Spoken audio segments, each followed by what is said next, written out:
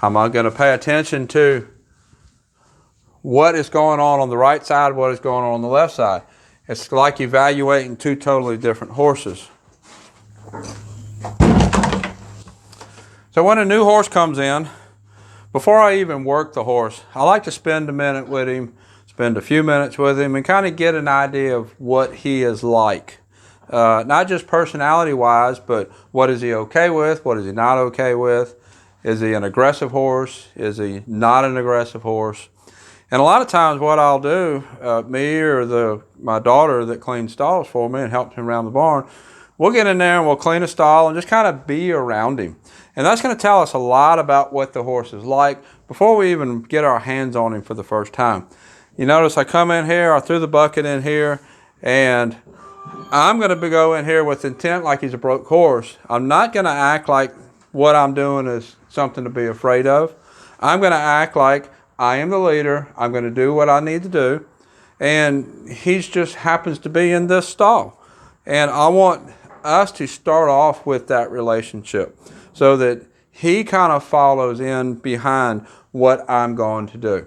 You notice he smelt the bucket. He's looking at me. This is exactly the response that I want. The owner just brought this horse yesterday, and he told me that the horse is head shy and there's some other issues that I need to work with. But like I've said before, there's a big picture that I'm working with, that I need to work with. When an owner tells me something, they're telling me the symptoms. Symptoms he's head shy, symptoms he might be hard to saddle, symptoms he might be hard to get on. That's symptoms. What I need to work with is a bigger picture. So when I get in here and I start working around him, I'm going to get a better understanding of what the bigger picture is for this horse. Now I'm going to just start cleaning the stall like he's any other horse. I started working this way, he walked over that way, standing in the opposite corner. I'm okay with that. He's not acting like he's particularly scared. Really acts more curious and interested than anything. I like that. That's a good way to start. Then it might be that this horse has had his stall clean while he was in it before. Don't know. That might be the case, might not be the case. I don't know. But whether it has or has not doesn't matter. It's what he is telling me that matters.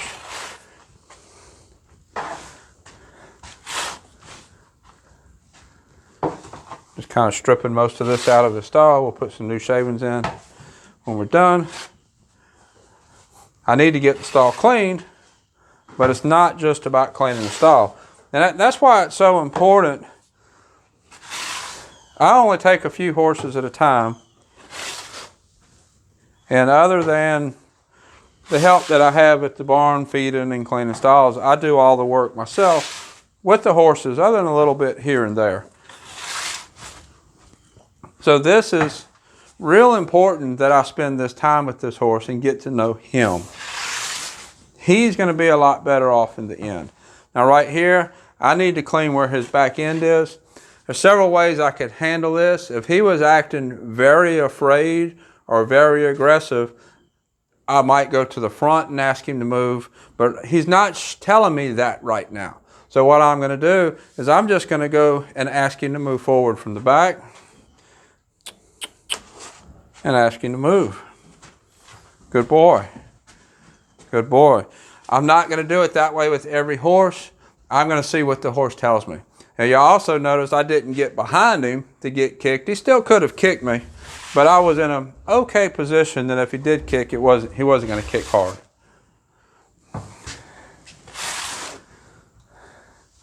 So now I got a stall. It ain't perfect, but it's a little bit cleaned out. So now I'm going to get this out. I'm going to grab a halter, and we're going to continue on. This is important that I see what's going on here. See, there's a horse looking at him from over the other side. He's interested in that horse, but he's also not going to ignore me to engage that horse. That's a big deal.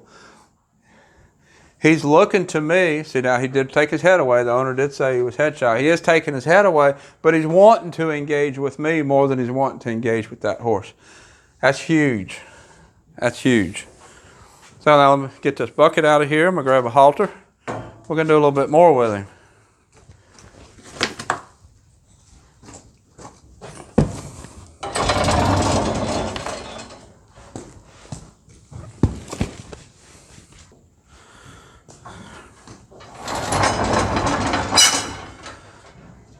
So, and I'm not even sure this halter I grabbed is big enough. And I do want to put the halter on him, but it's not just about haltering him. It's about me learning him and him learning me. So let's just walk up to his shoulder. Let's see what we get. He brought his head away from me, but he didn't leave. I'd rather him not bring his head away, but that's not that bad. And you watch how I'm moving around here. I'm not acting like there's something to be afraid of. He's interested. That is a big start. That is huge. Now what I want to do is I want to just take this lead rope and put it over his neck. And let's see how he halters. I'm not even sure this halter is big enough, but it doesn't matter. It's not about whether it fits or not. It's about behavior. It's a little bit small. He actually put his nose in the halter. He's licking and chewing. I can hear him chewing. I don't know if you can hear that. This is a really nice horse so far. And he's ready to go with me. Let's pet on him just a little bit. Let's pet on him. Let's see what we get here. So wanting to bring his head away a little bit. Bring his head away. I'm going to step back, ask him to bring his head to me. I'm going to pay attention to what is going on the right side, what is going on the left side. It's like evaluating two totally different horses. He turned. I was waiting to see if he was going to put me on his left or not. He didn't. He looked at me straight on, back on the right. I like this. This is a nice start.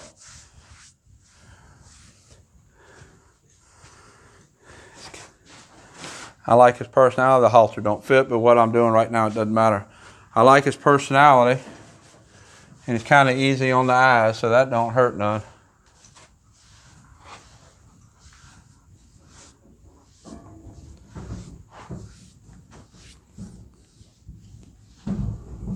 Good boy.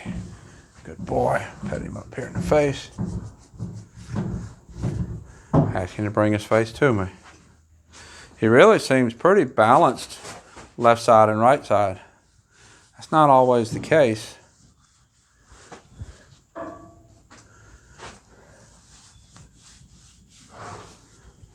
Step to me.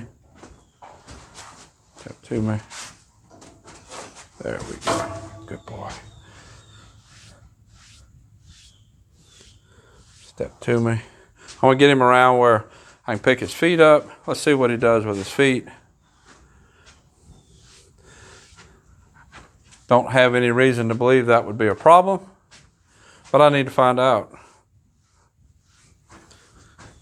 I'm going to keep this lead rope in my hand so that if he does get scared, I can keep his head to me. So he's wanting to bring his foot forward. There we go. He's not real great with his feet. Get it picked up.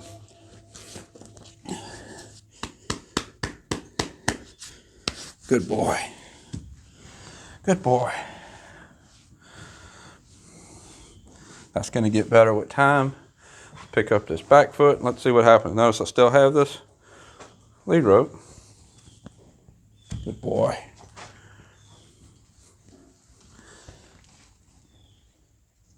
Good boy. At this point, I am wanting to pick his feet up, and I am wanting to see how he is about it. But that is not my primary focus. I want him to pick it up, but my primary focus is to build that relationship that we talked about. Him trust me trust him figure me out, me figure him out. Good boy. He needs to understand that I'm going to ask him to do things, and if he does it, everything's going to be okay. We're going to start off just as simple as that. That's how we build our relationship where I am the leader.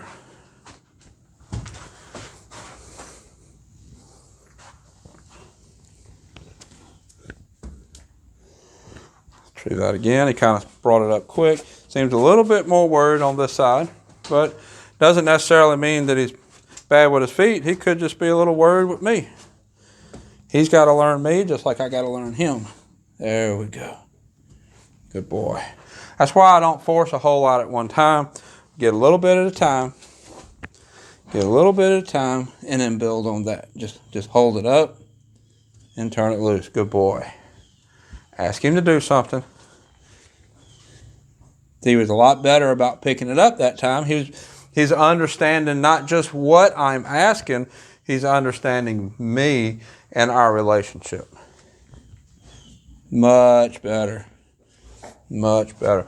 I hear people a lot of times say my horse is terrified of the farrier.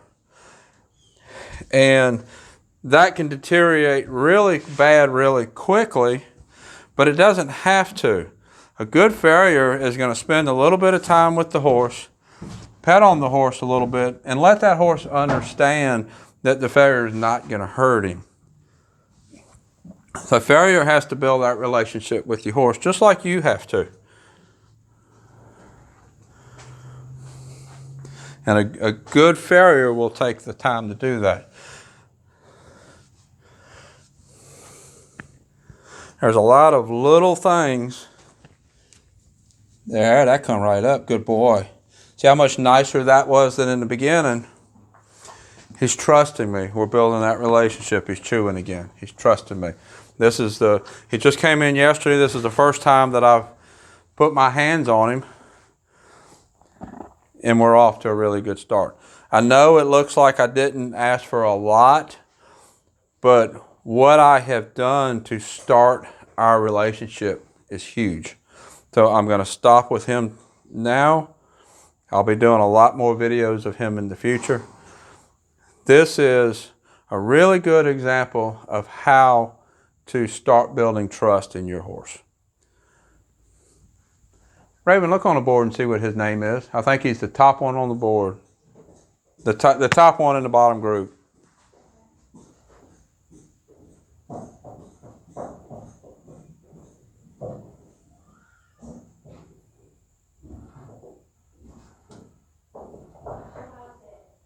Huh?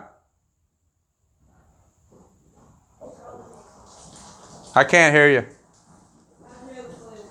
Can you read it?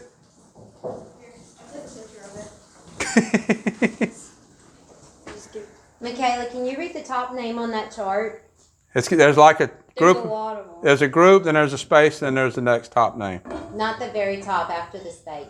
Reggie. Reggie, yep. So this is Reggie. You'll be seeing a lot more videos of him coming up. If you want to see more videos of work that I've done, establishing a relationship, I'll put a link to a video up here. This is Reggie. You'll see a lot more videos of him in the future. Until next time, thank you for watching.